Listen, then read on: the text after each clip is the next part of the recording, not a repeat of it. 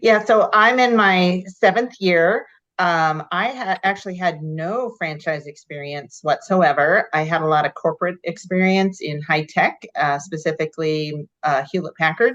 And so I was looking for a way to work, really hard for myself instead of really hard for some big company. Not that I wasn't grateful for the job, but I really loved the culture and the how things were just set up for you versus starting fresh and having to concoct your own business from nothing. So I loved that.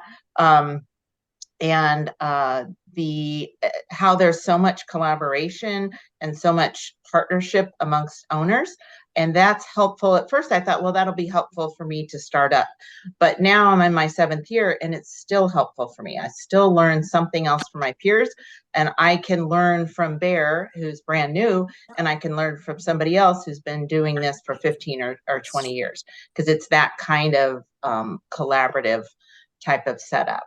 So that's what I really like about it. Definite ability to like ride the waves and really be very resilient and very persistent. And if you hit that wave that crashes down on you, you can't let that ruin your day, ruin your month, ruin your week, because you know what? I mean, 10 minutes later, you can have a chance to meet a great contractor or restoration company or meet a new customer that's going to want to close a deal with you. And if you're still in that bad mood because something didn't go your way, you're missing out. So just that determination to be very resilient and to just kind of not sweat the small stuff, because that small thing can consume all of your time that day. And then you've really missed the boat with a chance for something else. The other thing I would just kind of add from a corporate America perspective that I've noticed somewhat myself, and then in other franchisees that I talk to, is that us corporate America folks, we got very coddled in a way. We did have to work very hard and long hours, but there were a lot of things that were just automatically done for us. I mean, if we couldn't push a button on a computer, then immediately you call IT, and then and they jump, and then they run out and fix it. But it's really ridiculous. All we had to do was Control Alt Delete and restart our computer, and it was all fine. So you need people that can be self-sufficient. There's a ton of support, but criminy, don't use the expert support at headquarters to do a Control Alt Delete on your computer, if you know what I mean. So just people that are very self-sufficient and kind of a little creative and can think outside the box, those I find are the ones that are most successful as well.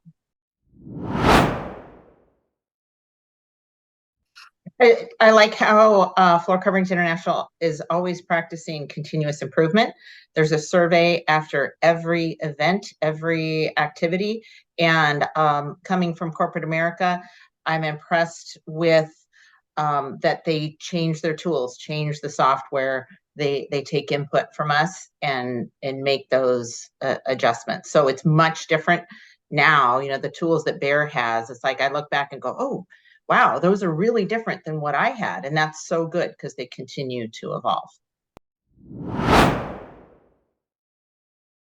My vision is to grow as fast as I can. I've got 4 vans, which honestly is a little bit heavy on the sales side. I come from a sales marketing background, so that tends to be my bent. My vision, and I've started to do this, is to have like a commercial arm and a residential arm. I've got a sales manager that I've put in place. He's fairly new. We're building up that part of the business as I grow. And then, 5-10 years down the road, I want to keep adding staff. And then eventually I'd like to be working, honestly, a couple days a week, then a few days a month, and kind of getting a residual off of it. So that's my real long term there. And then I'm sorry, what was the second question again? Your word of wisdom and your message for the consultants that joined us this afternoon or morning, depending on where you are. So lots of training. I didn't know the technical part about floors either. All I knew is we'd remodeled our house and I liked that part of it. but just the culture, I think, is really unique. The training is spectacular, but I think the culture is especially unique. Awesome. What do you mean by that specifically? What type of Oh, person fits into our um, culture? so it's somewhat the work hard, play hard. Now, and I Mm, don't mean play hard has to be, everybody drinks to death and all that, but there's a wide variety of people and lifestyles.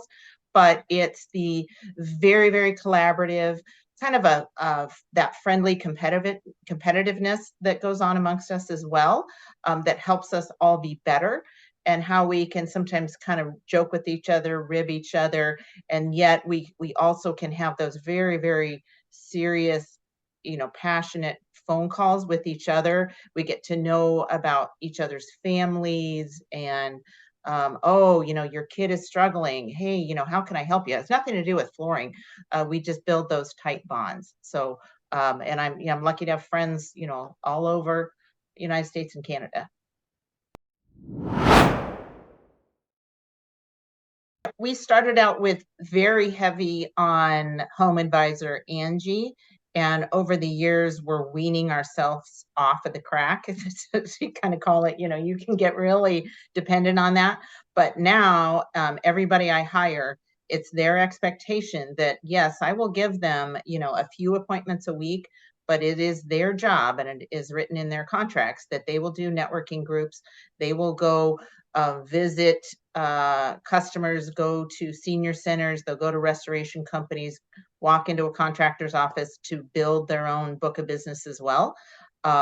So I still do a lot of marketing. I still do the SEO. I still do the Angie's List and that kind of thing. But the goal is to have that be less and less and less and less part of your business. Here in Phoenix, and it's economies of scale. If you're doing, even it can be a basic thing like a direct mail piece, but if you have one person in the co-op, that's leading the marketing charge in the co-op, happens to be me in this case. You're talking to one vendor, but yet you're doing pieces for all of the members of the co-op. Time for any business owner, not just floor coverings, is at a premium, right? So if you can economize your time and your efforts and leverage marketing creative, not just in your co-op, but then the 20 something co-ops that we have, it's a time saver. It's a money saver. And so that's where I found benefit. And then there's another layer of benefit as well, is accountability amongst each other. We can really get together and say, not just talk about marketing pieces, but talk about each of our businesses and how it's going, how how productive are we. We can bring our DAs together and do training, product training or something, or we did a close rate training with someone from corporate who came out and helped us with that. So there's a lot of collaborating. We'll collaborate on product, and maybe, hey, can we do a bulk buy of product for our co-op and get a better price from the manufacturer, let's say. Yeah, it's interesting because sometimes when you get doing the business, I have seen where they've switched roles, and they kind of discover, oh, actually I'm better than I thought I would be in front of customers in the van. And so they might switch. And I have seen later where either the spouse will come join the business. And personally, I've seen a lot of success that way. Now, there's no perfect formula, but it's a great aspect of that, to have somebody obviously that you really know and trust. And you got to get along really well, right? Because you work all day together and then all night and all that. But there are a lot of couples that do really, really, really well that way.